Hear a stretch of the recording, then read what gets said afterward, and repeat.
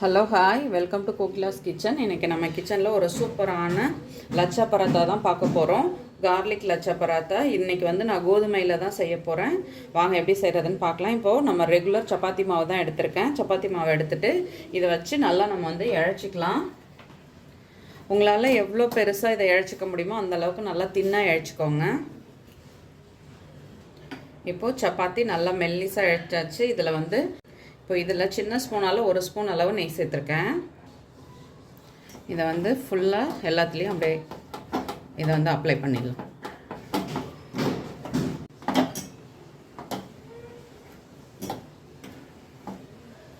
இதில் இப்போது கொஞ்சமாக தனி மிளகாத்தூள்,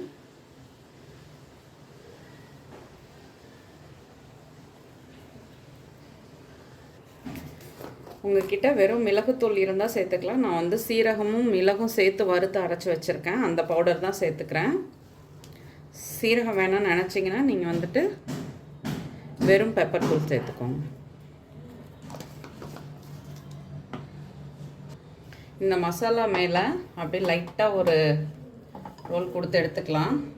அந்த மசாலா எல்லாம் இதுவாகிடும். இப்போ இதை உங்கள்கிட்ட அந்த கட் பண்ணுற கட்டர் இருந்துச்சுன்னா ஓகே, இல்லைன்னா கத்தி வச்சு இதை மாதிரி குட்டி குட்டியாக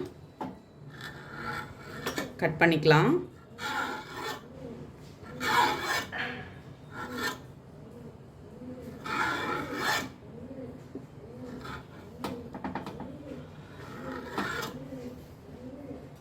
இப்போ இது எல்லாத்தையுமே கட் பண்ணியாச்சு. இதை ஒன்று ஒன்றா இந்த மாதிரி மடித்து எடுத்துக்கலாம்.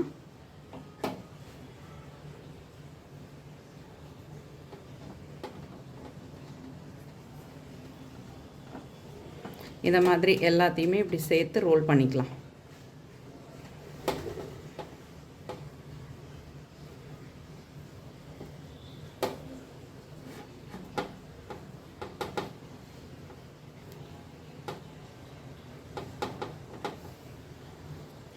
இப்போ எல்லாத்தையும் எடுத்தாச்சு.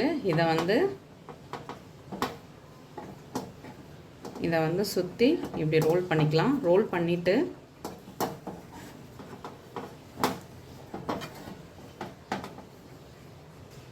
கொஞ்சமாக இதில் மாவு தெளிச்சுக்கலாம், ஏன்னா இலைக்கிறதுக்கு. இதுக்கு மேலே நம்ம தட்டி வச்சுருக்க பூண்டு, அடுத்து தனியா, இதுக்கு மேலே நீங்கள் கருஞ்சீரகம் இல்லாட்டி சீரகம், அப்படி இல்லை ஓமம், எது வேணாலும் சேர்த்துக்கலாம். இப்போ இதை நல்லா இழைச்சிக்கலாம்.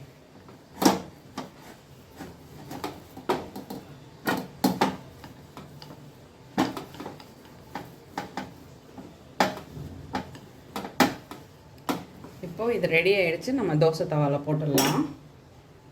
இப்போது அடுப்பில் தோசை கல் வச்சாச்சு. கல் நல்லா சூடாகிடுச்சு. நம்ம கொஞ்சமாக எண்ணெய் சேர்த்துக்கலாம். எண்ணெய் இப்போது சூடானதும் நம்ம பரோட்டா போட்டுக்கலாம்.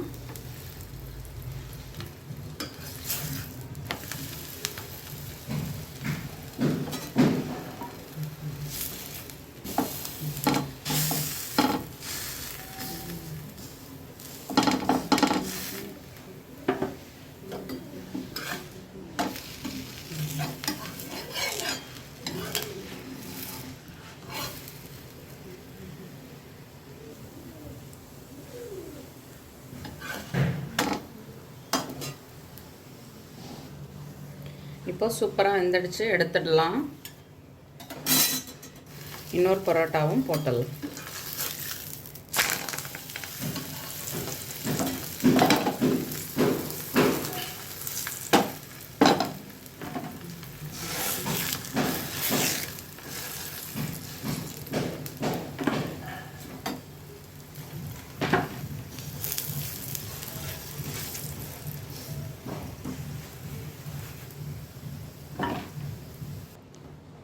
சுட சுட சூப்பராக கோதுமையில் செஞ்ச கார்லிக் லச்சா பராத்தா ரெடி ஆகிடுச்சு. நீங்களும் வீட்டில் ட்ரை பண்ணி பாருங்கள்.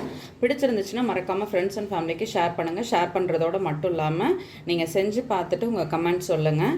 இப்போ பாருங்கள், இது கேர்ட் கூட சாப்பிடலாம். ஏன்னா இதுலேயே மசாலா எல்லாமே இருக்குது. அதனால் கேர்டோட சாப்பிட்றதுக்கு நல்லாயிருக்கும். அதுவும் திக்கான கேர்டாக இருக்கணும், புளிக்காத கேர்ட் இருக்கணும். இதில் லேயர்ஸ் எப்படி வந்திருக்கு பாருங்கள். ஸோ இதில் நிறைய லேயர்ஸ் வந்திருக்கும். சாப்பிட்றதுக்கும் நல்லாயிருக்கும். ட்ரை பண்ணிவிட்டு கட்டாயமாக சொல்லுங்கள். வீடியோ பிடிச்சா லைக் பண்ணுங்கள். தேங்க்யூ.